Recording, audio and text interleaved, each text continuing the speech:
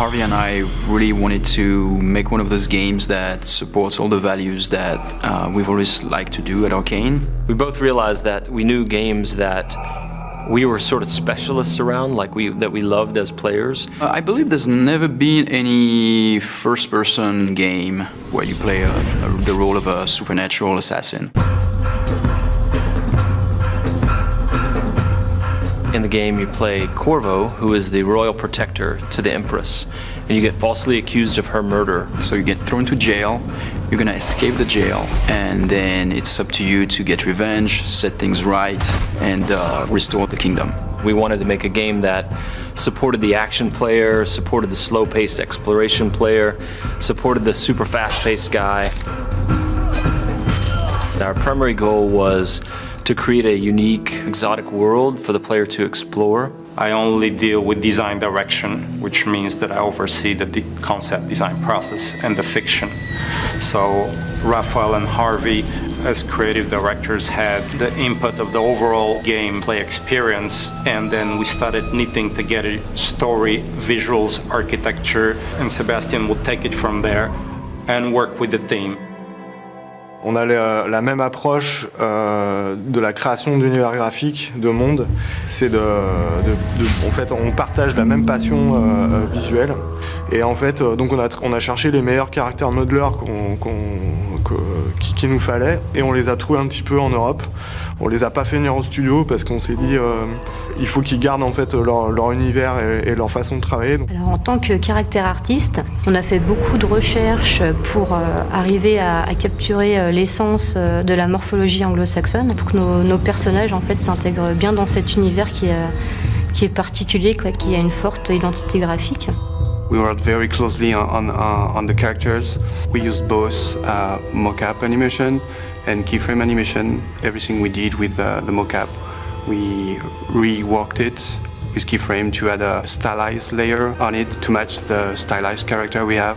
Donc mon travail, c'est de gérer donc tous les aspects techniques du gameplay, par exemple les pouvoirs, tout ce qui est intelligence artificielle. En tant que programmeur, il faut vraiment penser à toutes les possibilités que le joueur pourra avoir sur le jeu. Raph Hervé arrive des fois avec des demandes de design assez spéciales. The mechanics are the most important thing. The interactivity is the most important thing in any video game. It's what's central to the medium, but at the same time we love the narrative layer. We love the sense of being in a gloomy space that you can slowly explore, and that feels like no one else has ever been there. You know, it feels like your experience. As the experience is changing at each corner, we have to be aware of that as level designers. We have to take care of every possible situation. Supernatural assassin in a steampunk city, new IP, brand new concept.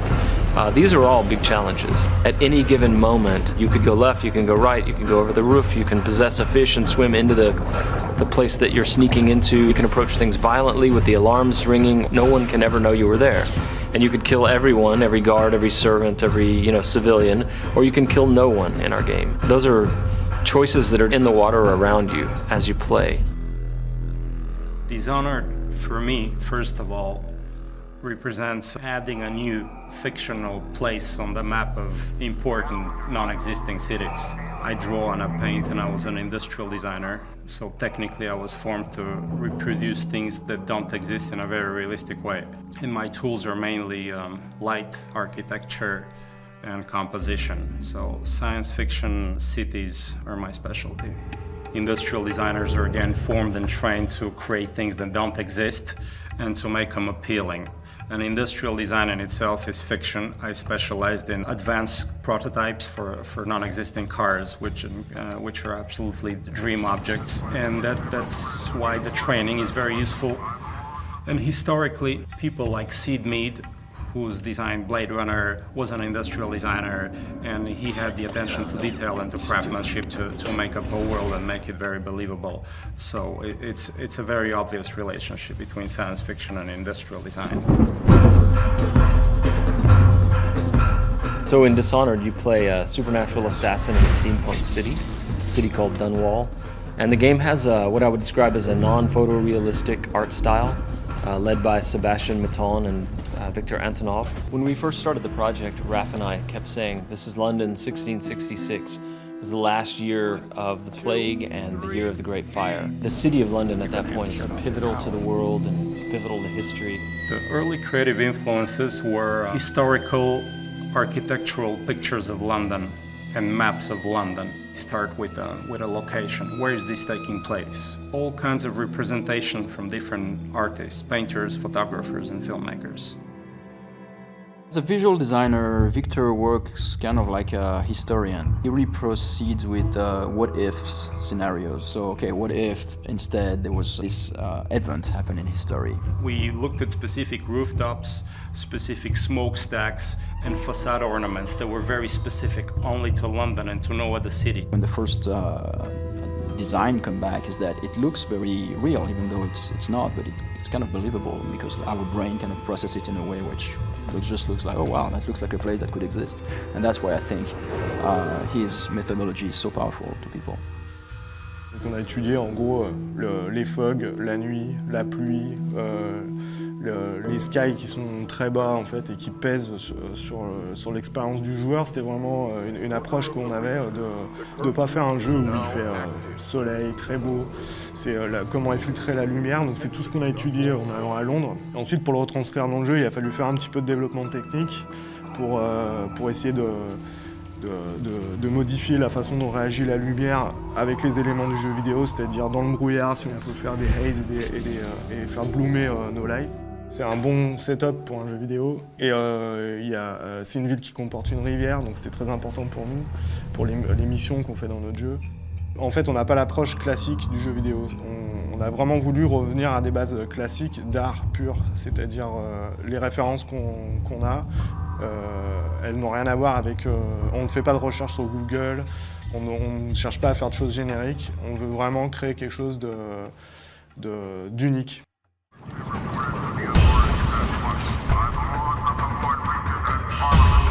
But the more we worked on the game, the more two things began to happen. As Raph and I and the team collaborated with Victor Antonov and Sebastian Maton, we started moving the game forward and forward in time, until we eventually got to some sort of 1800s. We also moved further and further away from the real world and eventually just said, okay, this is the city of Dunwall. We were somewhere in this time period where there's a lot of technology, but there's a lot of mechanical technology going on. So we based everything on suspension, steam, and basic fuel. We wanted to bring some rock and roll into that and some modern elements. So we started adding more science fiction element, pulling it forward in time and including technologies from probably mid-19th century. So this was just one foundation, one layer. Up on this layer we built what happened to the city 30 years later, 70 years later, etc. Technology and the machines in Dishonored have again a specific narrative function. They tell the story of the ruler of the country who has a flair for industrial design and progress. So he's building bridges and buildings and fences and devices to modernize the city and to crush and oppress people as well.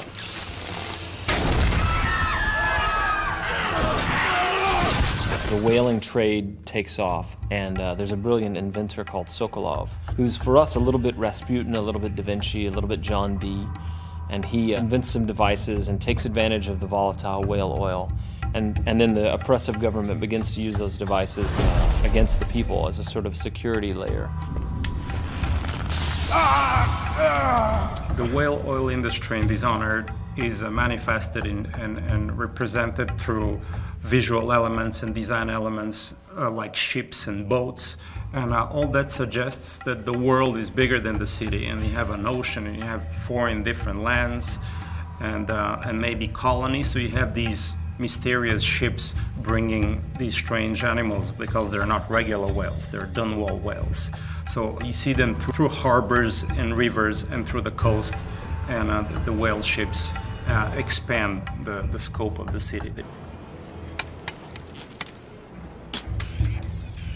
The characters and the character design in Dishonored are no different than the architectural design and the design of the light. We wanted to get into the identity of these characters. We looked into British morphology. How are the eyes set? How's the nose? How's the skin? Play with the grotesque and with the beautiful, and we stylize this into a variety of very real faces that have a backstory and a meaning to them.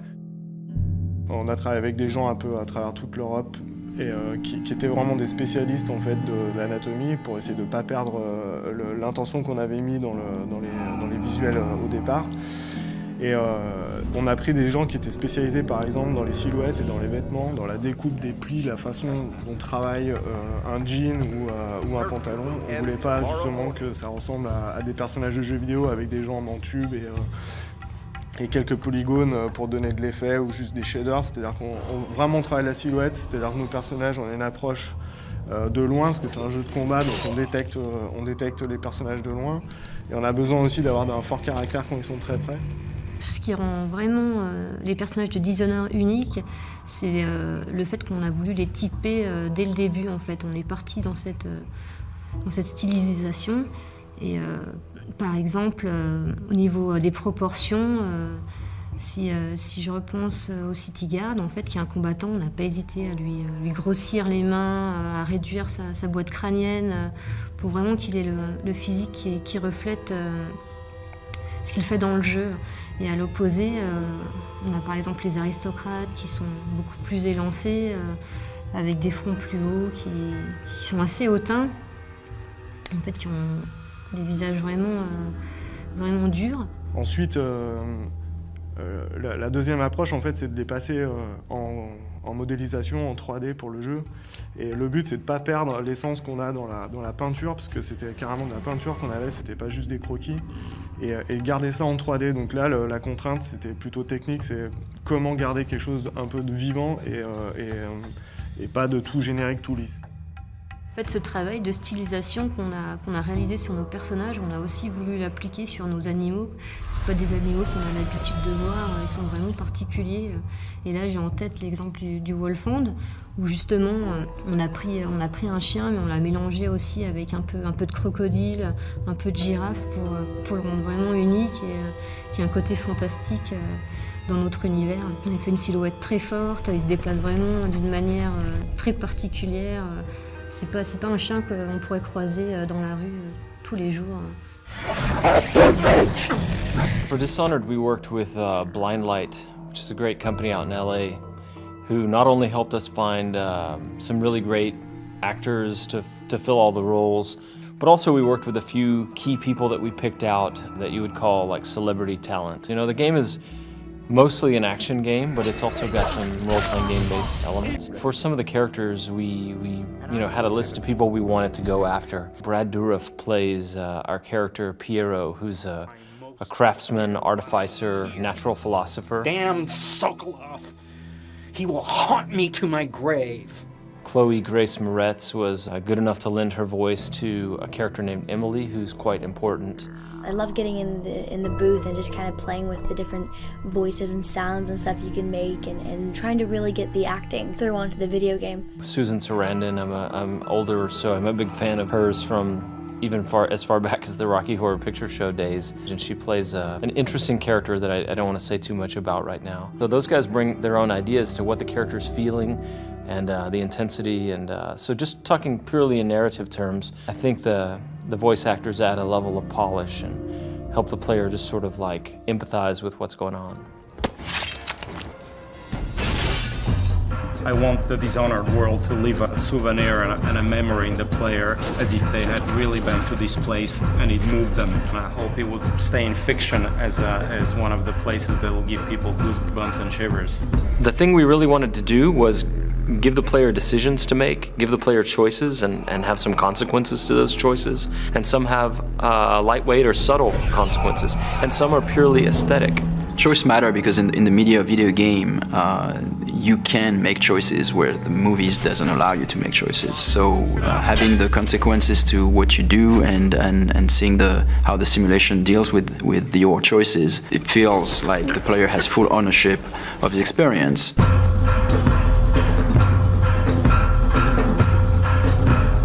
my goal is that everything that the player wants to do, he should be able to do it.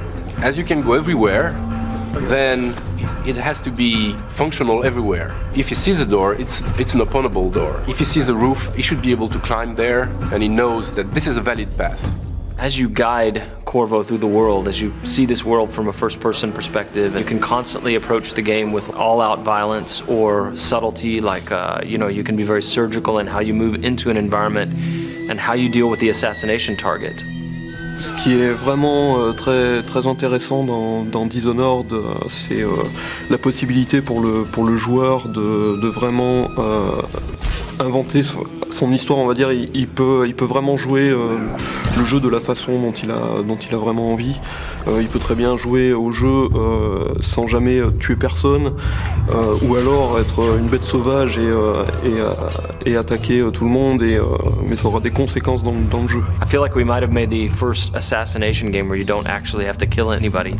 Donc l'IA dans Dishonored est assez particulière dans le sens où il faut qu'elle réagisse vraiment à tout ce que le joueur est capable de faire, que ce soit de par ses pouvoirs ou de ce que ce soit que le joueur peut être assez furtif par rapport aux IA.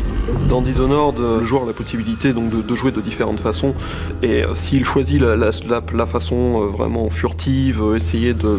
There's really no reason for you to listen to me. If you ever need steady work, you come see me. Il peut écouter ce que l'IA va dire. Il peut écouter les conversations, il peut obtenir il peut avoir quelques indices en fait sur ce qui se passe, sur comment arriver à résoudre sa mission. Oui, donc le joueur va pouvoir utiliser des combinaisons de pouvoirs assez variées. Par exemple, donc il va pouvoir arrêter le temps, commencer à utiliser l'arbalète pour tirer sur les différents ennemis. Les flèches vont prendre le cours normal du temps, tous les ennemis dans la pièce vont mourir. Il peut utiliser ça de façon... il peut utiliser des combinaisons complètement incroyables. Et je pense que on va être assez étonné de ce que les joueurs vont être capables de faire. So when people play Dishonored, and once in a while they figure out something that just feels utterly creative to them and that they wouldn't have expected to be able to do in the game, that is a magic moment for us. That's what we live for. I watched a guy the other day do something I'd never seen in Dishonored before. He was running away after killing off a couple of high-profile assassination targets, 2 members of parliament, and he was up high on a balcony.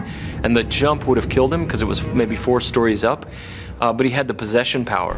And in our game, when you possess somebody, it's not like you leave your body behind and possess them with your mind. It's a corporeal thing, so you move physically into them, and then you pilot them around. And so he jumped off of this balcony 4 stories up and plummeted to the ground, and I thought he was going to die. He was on the pavement next to the river, but he was angling for this guard that was walking a patrol down there, and as he got close to the guard, he activated the possession power and moved into the guy, and it kills the inertia of the fall, and he lived and walked past the other guards who didn't know anything was wrong. And that is a moment you can't have in another game. What's happening? Once a programmer came back to us and he shot a little video of something that was really fun and wanted to show us. So what he did was that he summoned a set of rats, then he froze time, then he pulled out the spring razor, which is this kind of mine that you can stick to things. So he could actually froze the rat, stick the mine to the rat, then he possessed the rat, and then he moved the rat around and close to a guard and ejected as the mine exploded. I think what is special to Dishonored is that the moment-to-moment emotion is great. In a shooter, for example, you know that shooting at a guy will kill you, and you have to take cover and progress and well. But in Dishonored, you can combine things in a way that even the result can be unpredictable. For us, the thing that is a thrill is whenever we are surprised by the game. We see that for the first time, like a character responding to something, all those powers will chain together and still the simulation works. For us, it's really mind-blowing. What I like to do when I'm playing games, to share experiences. Every player experience would be pretty different. I would love the player to feel that. Everything is now set in stone. We're moving toward the finish line, and we go from being directors early on to being testers. everything is there. It's like a movie where you can see it all together and edit it and apply some post-process there, refocus there. It's just a magical moment when you get to the point where people on the team start finishing the game from beginning to end. That's when you can get some of your most meaningful feedback, and some of your most meaningful tweaks to the player experience. To see it in its entirety felt like some sort of an incredible achievement. The freedom that you have, it's amazing. This chance that you have to actually experience being an assassin in first person with all its powers is very unique. There are ups and downs and moments of mystery and surprise that are the revealing shots and the discovery of a new area or a new type of gameplay. We try to have verticality in our game. Like, you can jump everywhere, you can climb everywhere, you can blink everywhere. Try to blend the settings, the story and the mechanics all together to try to make something really immersive. Like, you have a lot of choices, and every choices that you make are making your experience so that every experience is different for every player. It's a mixture of romantic, mysterious atmosphere and a lot of violence and adrenaline mixed together. I hope that the players will feel like a supernatural assassin and that they really get to express the way they want to play and make all those choices moment to moment and feel really good about it and be thrilled when they see the consequences and that the world is actually reacting to what they do. We love this type of game with a stealth element and action and simulation behind all the player powers. And it's only once every blue moon that we get to work on this type of game. The results of so many years of working hard, and suddenly you see it like coming out, and it feels really, really good for all of us. We're creating worlds, and we are creating life in a way. So when you see a game, I think it's pretty special. I love it. People out there can sense and feel quality above a certain level. So no matter what genre you do, no matter what medium you use, if you strive for perfection and you have amazing craftsmanship, people out there would know that it's not a marketing gimmick, it's not a sales technique that you're packaging into something, but it's something that's awesome and they have to have it.